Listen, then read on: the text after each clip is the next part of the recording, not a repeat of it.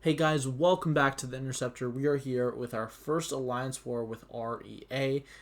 So this is my new alliance. They were in Platinum 1 the last few seasons, which is where I expect them to be, us to be this season as well. Um, although we could get Masters if we play really well. That is the goal. And basically the way that this works, or this new alliance is going to work, is that we kind of have set paths where in everyone's always in the same section. So like for example, I'm on path 2 to 2, but if I need to change paths, I have to change with someone in my section because we have three NA players, three NA players on the left, three Europe players on the right, and then I believe it's everyone else is Korean, so that includes three in the middle and then backup. I could be wrong about something there. But yeah, we actually have the team of Quake and Magic and then rank 4 6-star Doctor Doom. Now, I was originally not going to bring Doctor Doom, and then a fight that I was not expecting to take myself was actually I was told that I should probably be taking it, and I was like, okay, that's fine, it doesn't seem that hard. Someone actually ended up taking it with a Corvus, so that's completely fine because they soloed it. um, but yeah, Doom still works very well, and I'm going to use him for 2 fights. So yeah, the first one is a rank 3 6-star long shot. This is on the first node of path, the first fight, path 2, section 1. This is a really bad placement, to be honest. I like Torch could do this, Magic could not do this. That was a bad thing to say. But yeah, iHulk could do this, like Thing could do this. It's just a bad placement. Very easy fight to Quake, and I made one small mistake by landing a parry there, but other than that, it was a perfect fight. And yeah, I don't think I mentioned it, but GRE is our opponents. And now we're up to our second fight, which is one of only 2 Magic fights in this war. And this is going to be Mysterio on Brute Force Power Focus 1. And I'm going to be using Magic with a special 1 boost. And I know I'm probably going to give him Furies, but I did use the 200% Mystic boost intentionally to try to give myself a little more power to see if I could reach a bar of power every single time, or even more than that after throwing my L2. And the strategy here is, in order to get my charges set up, I want to throw a heavy attack first, and then I want this combo right here to leave him under a bar of power, which actually worked out perfectly. And then right there, I'm actually able to get an SP2 with 0 charges lost. So I'm going to see if I'm able to keep that up. Here I notice I have 1 medium, 1 light left, so I use it. And then the strategy for the rest of the fight is pretty much going to be one combo followed by a heavy attack, followed by a special attack, or maybe I just throw the special attack if I don't need the heavy attack. But yeah, it's actually going to line up pretty well here. Here I am going to throw the heavy attack, and I don't think I give him a single Fury the entire fight. It's just a perfect fight. I have used Magic in the past for defenders on this node. Specifically, I've actually used her against Apocalypse on this node, and due to the fact that he has really, really big health, he's like a massive health pool, you actually cannot get back to your special attack even with 20% or 200% boosts, and I ended up dying to parry damage. I never missed a parry. I died to parry damage. He never threw a special attack. No brute force, no nothing. And here I could have used Doom. That would have actually been fun. R4 Doom versus rank 3 Doom. But nah, I'm just going to Quake it. It's a really straight up fight. But yeah, what ended up happening when I used Magic versus that Apocalypse, I can't even remember if I uploaded that war. My SP2 was only getting me about 70% of a bar of power. Like even with like 1 crit, sometimes it would be just under a bar. So I had so many Furies on myself from trying to get to an L2. Furies on Apocalypse. I think at one point he got up to like 20 Furies right before I died, and I would try intercepting. I stand up intercepted every time. He just was not going for it very often, so it was a little rough. But yeah, now this is a pretty straightforward fight. Snow does have armor up, but that doesn't really affect Quake. And we still have the L1 boost left over from the previous fight, and I thought this fight might have been fast enough to save my L1 boost because I need it for this man thing, which is my last magic fight, but turns out that it just barely expired. I did not look into exactly how close it was, but I know it was pretty close. I was probably within like under 20 seconds of having it, so I do actually have to use a second special 1 boost, but I had 2 of each boost in the overflow already, so it's really not that big of a deal. And I am going to fast forward this fight just because it is a long fight and it's incredibly boring. This is just magic versus power snack man thing. Quake is also quite a good option for this fight, and I have taken it many times, but it's usually a little sketchy if I dex by accident before I've shut off power stack by dexing during a concussion, and you can actually get pretty low on health from just one mistake. And the alternative, of course, was playing full parry style Quake, which I just do not enjoy. So yeah, we're just going to use magic here with our normal strategy, and I'm going to get to like a 240 hit combo, like almost 250 before this guy drops. I am running Assassin, but I only have 1 point in Assassin. So yeah, it's just a long fight. As you see there, he tried to get his backup recovery power gain, and he didn't get it because he was power locked.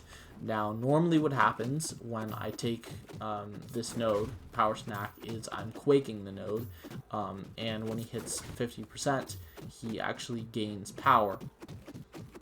Sorry, not power. He gains health. He gets like 20% to 25% of his health back, something like that. I don't remember the exact numbers. I could have read the node, but I did not.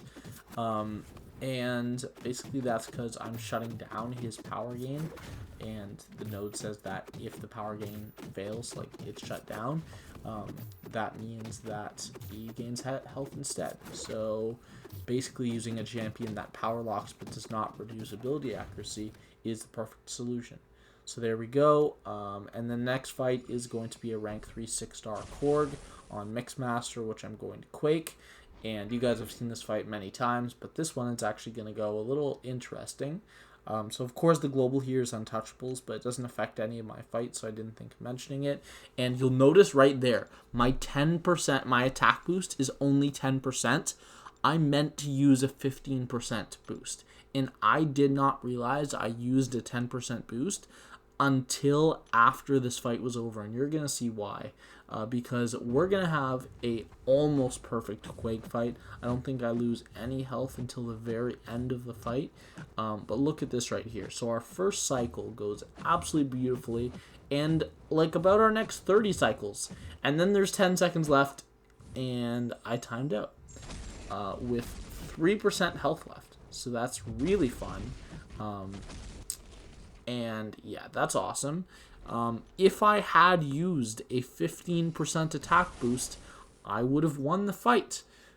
You know how I know that? Because I've done this fight with these boosts before, and the only difference is I had a 15% attack boost, and I soloed this in 4.5 minutes. That's the difference that a 5% boost makes. So, obviously this is my fault. I timed out. But I had a nice Quake fight. Like, it wasn't bad. I ended with like 96% health. But I timed out. And the Iron Man Infinity War that I was supposed to be fighting was on that EMP modification Burden of Might node with Doom, which was actually going to be a good matchup. I just need to get to 1 L3 and then throw my L2, and he would probably have died from that. If not, I can just throw specials while I'm unblockable to deal with his armor ups while he's under 15%. And I should be fine. This one, they actually changed the strike counter, and it used to be not power drains, but it would lower your combat power rate, and now it's actually block penetration. So I did not know this until I was scouting this war. Luckily, I checked it, because what I originally had when I first took a look at this node was I have a class on Thursdays from 12:30 to 2:30, and war starts at 2, so I got out of my class and I checked it. And I was like, oh, it's Tigra and Thor Ragnarok. So I'll obviously just use Archangel. Good thing I didn't, because although Archangel is immune to ability accuracy reduction, he's only immune to ability accuracy reduction when it comes from champions' abilities. He's not immune to ability accuracy reduction when it comes from nodes. So that passive disorient from parrying, and also on the next node there's what's it called? It's not no retreat. It's called under pressure, where if you dash back twice you get a disorient debuff, which also reduces your block proficiency. He would not have been immune to that, so he would have had his parries fail. So it is a damn good thing that I noticed that it had changed, because obviously if the strike counter had not changed, Doom would not have been able to solo this Thor Ragnarok safely. I would have had to eat an L3. I would have survived, but it would not have been pretty. So yeah, I didn't really say anything about that first fight, but it just went really nicely. Obviously, I have to play around the disorient, so that makes the Doom style a little scuffed, but it went okay. And I did actually land a stand-up intercept after my heavy attack, which is nice. And then right here, I have to make sure that I have enough power. I land a heavy attack there. Don't know how, because I completely fucked up. And then here's an L1, and now I will be able to power drain. And then there I just miss a parry. I don't know why.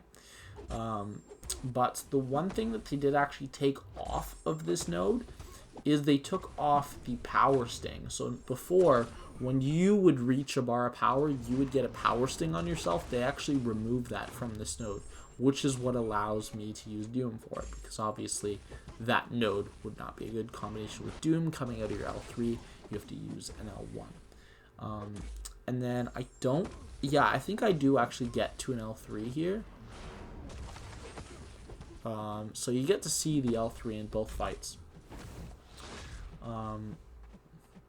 So here I was just milking the willpower. It actually turns out that the one that you get from the parry is not a debuff. It is a passive, but the one you get from this node is a debuff, so you can heal from it, which is cool. But yeah, just thought I should mention that. And then the L3. Luckily, both the one that's the parry disorient, I forget the name, which is why I'm not saying it. I don't remember it. And under pressure, they're both actually defensive ability accuracy reduction, which means that neither of them affect Doom Special 3 inflicting a stun, because if it was either offensive or all ability accuracy, I would not have been able to throw that Special 3 safely, and I run the risk of it not stunning him. Now we'll go to our next fight, which is going to be a rank 3 6-star Nihilus on the Rage Mini.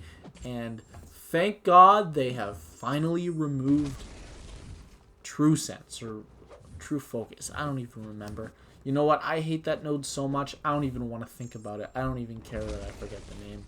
But yeah, that fight was like 2 minutes, 30 seconds. I am skipping a lot of the Quake fights. Just because I know they're a little boring, but I just want you guys to see that like I did the fights, right? And then here, my last fight, I was worried again that I didn't think I was going to time out. I think it was going to be like a 4.5 minute fight without suicides.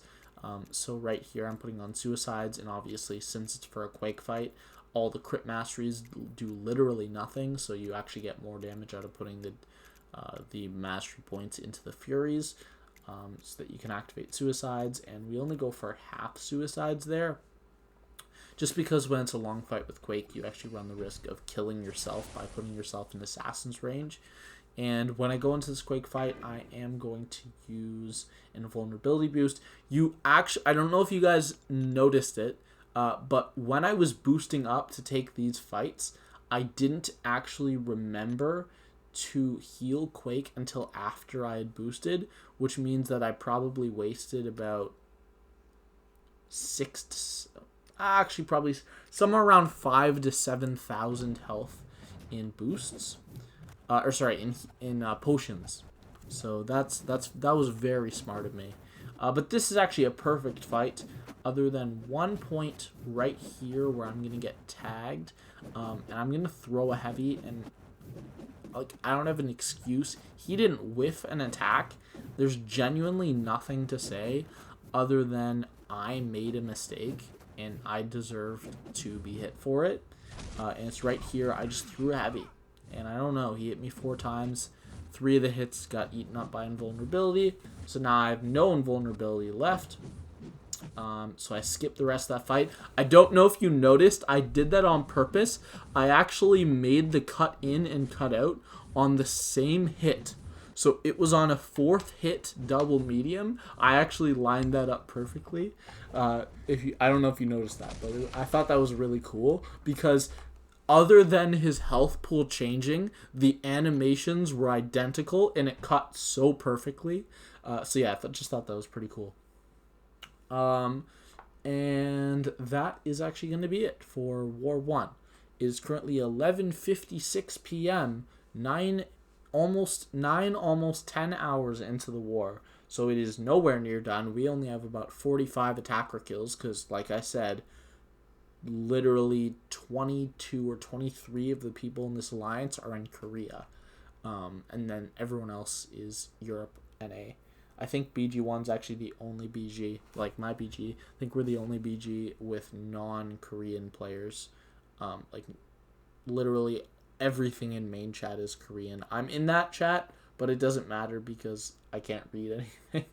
But yeah, so I have no idea who won this war. We're currently winning a score of, I think it's like 5-3.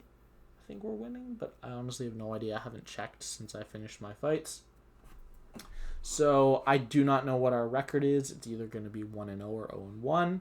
Death total this season, obviously you guys know I don't count disconnects as deaths. I never have and I never will. So we're at 0. PSR this season is 9 out of 9, 100%. I'm supposed to have 10 fights today, but the guy took that fight with Corvus. Honestly, not mad. I'm pretty happy about that because I was actually scared of that fight. It's the fight I was most scared of.